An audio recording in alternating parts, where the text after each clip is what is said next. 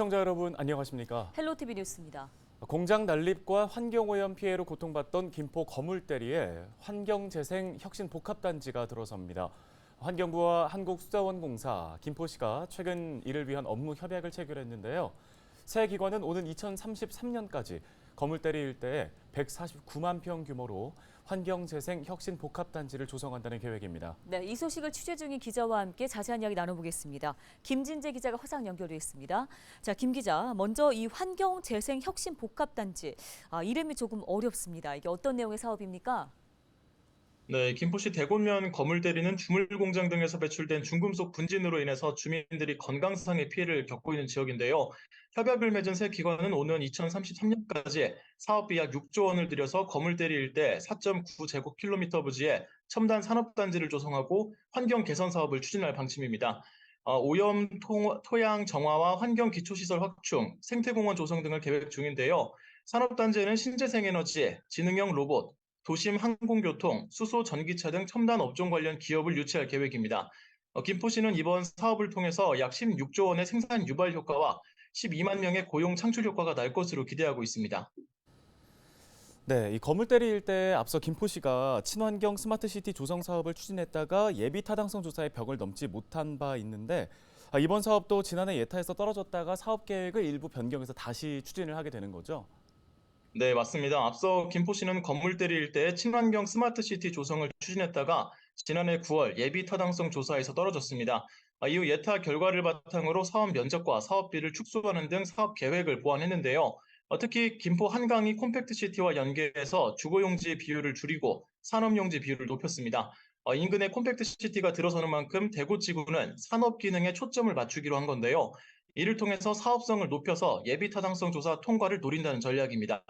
예비타당성 조사 결과는 내년 3월에 발표될 예정입니다. 김포시는 사업이 계획대로 진행될 경우 오는 2028년부터 공사를 시작해서 오는 2033년에는 부지 조성이 완료될 것으로 보고 있습니다.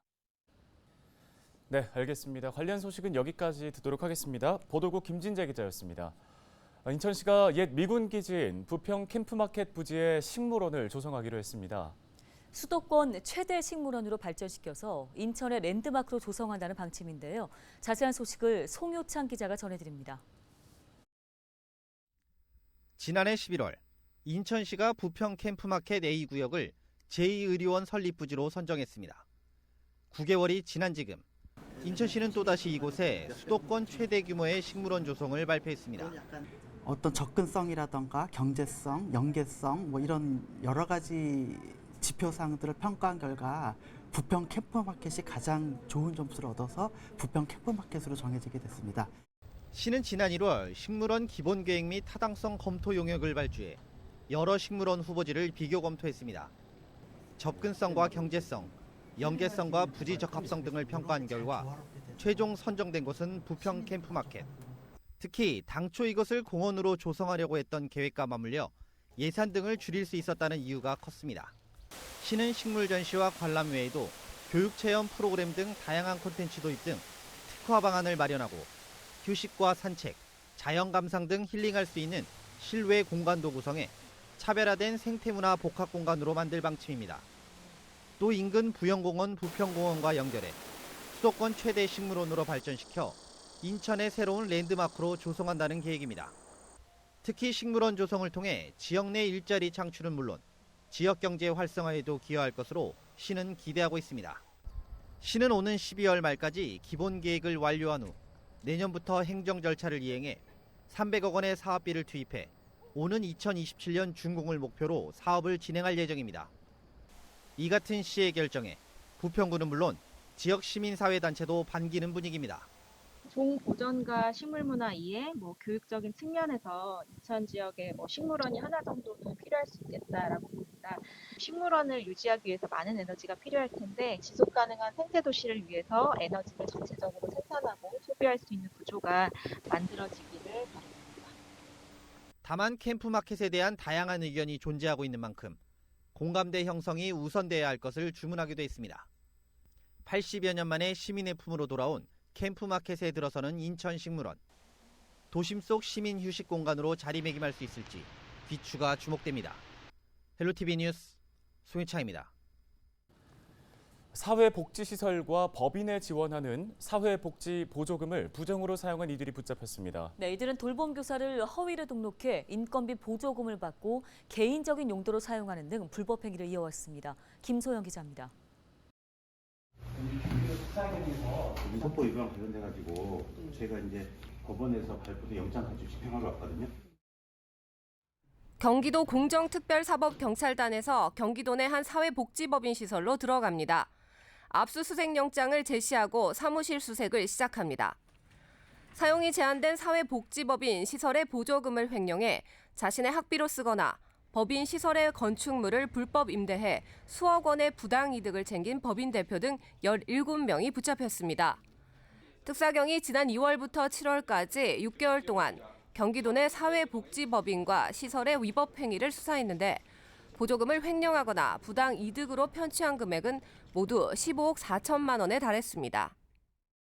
이들이 관할 간청으로부터 교부받은 보조금, 인건비를 횡령 및 부당 이득으로 수취한 금액이 15억 4,285만 원에 달하며 없는 직원을 만들어내고 서류를 위조하는 등 그 수법이 날로 교모하고 대담하여 보조금 비리의 심각성이 크다고 볼 수 있습니다.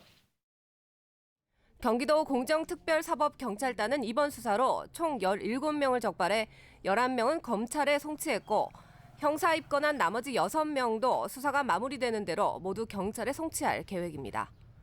헬로티비 뉴스 김소영입니다.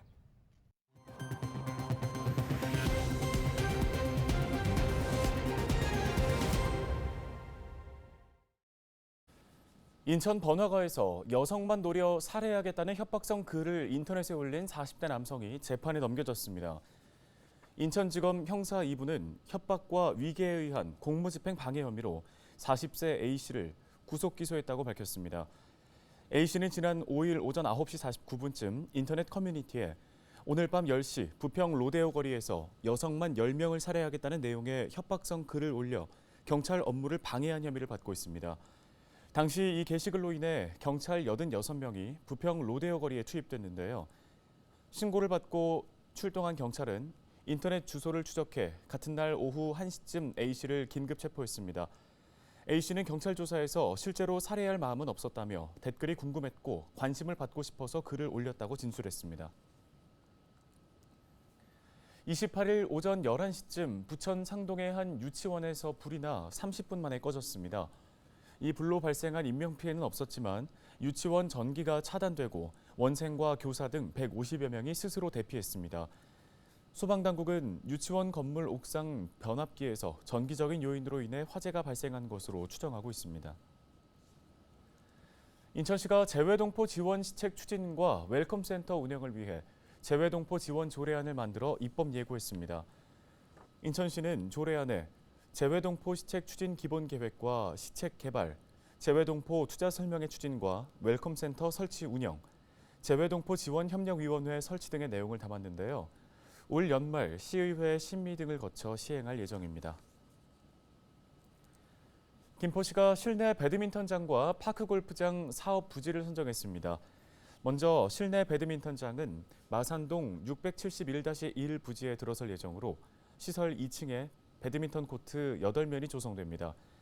특히 배드민턴장 1층은 가현산과 은여울공원 이용객들이 함께 이용할 수 있는 주차장으로 활용될 예정입니다.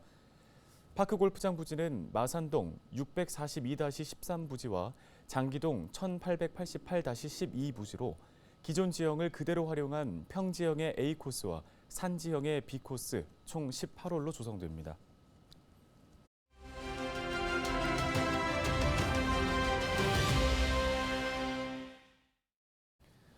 다음 소식입니다. 얼마 전 부천시의회가 초등학생 생존 수영 교육 지원 조례를 어린이 생존 수영 교육 지원 조례로 변경했습니다. 학교 밖 학생들에게도 생존 수영 교육을 지원하기 위해서라고 하는데요. 네, 해당 조례를 대표 발의한 부천시 의원 연결해서 관련 이야기 나눠보겠습니다. 박찬희 의원이 전화 연결돼 있습니다. 안녕하십니까? 안녕하십니까. 상동시 의원 박찬희입니다. 예, 이 조례 이름이 지금 어린이 생존 수영교육 지원 조례로 변경이 됐는데요. 특별한 이유가 있을까요?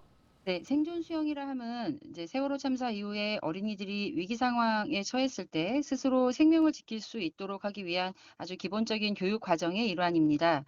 그런데 이 대상이 초등학생으로 한정되어 있어서 초등학교에 재학하지 않는 학생들은 어린이들은 교육을 받을 수 있는 기회가 보장되지 않았었습니다. 그래서 이번 조례 개정을 통해서 어린이라면 누구나 생명 안전과 보편적 교육을 받을 권리를 보장하고자 이 조례를 개정하게 되었습니다. 네, 어린이 생존 수영 교육 지원 조례 어떤 내용들이 담겨 있을까요? 네, 지금 조례 제목 자체가 부천시 초등학교 생존 수영 지원 조례로 되어 있는데 이 초등학생이라는 말을 어린이 생존 수영 교육 지원 조례로 변경하였습니다. 초등학생이라 함은 초중등 교육법에 의해서 지금 학교에 재학 중인 학생들로 한정을 했었는데요.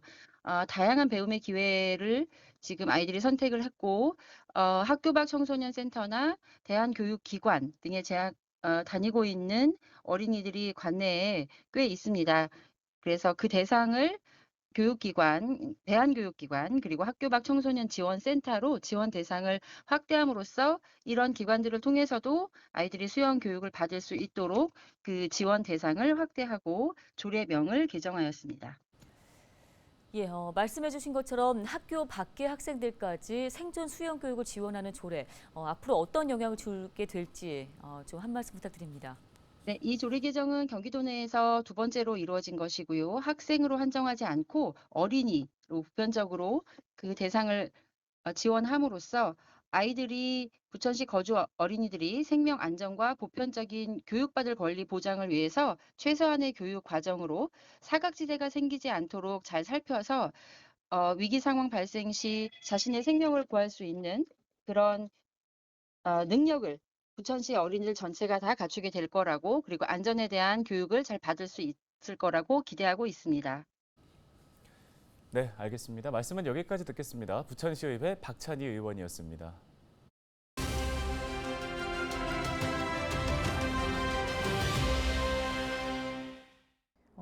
당초에 당선될 때만 해도 청년 세대의 정책이 굉장히 한정적이었고 예산도 되게 국한되어 있었어요.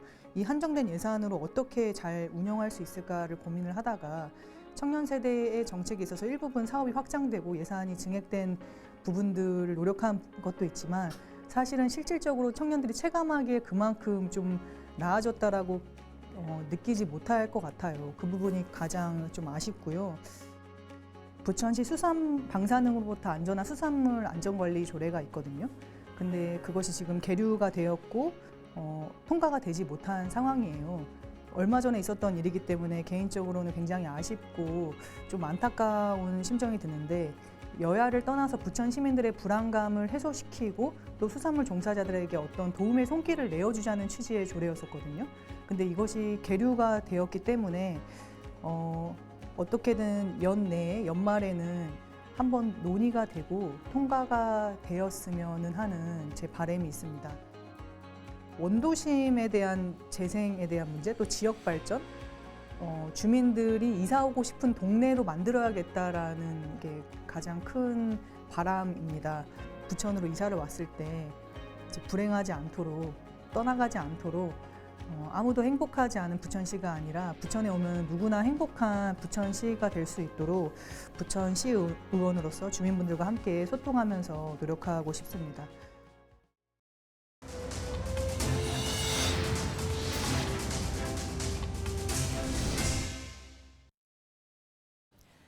부천 소사치매안심센터가 최근 옥길동에서 소사본동으로 확장 이전해 운영을 시작했습니다.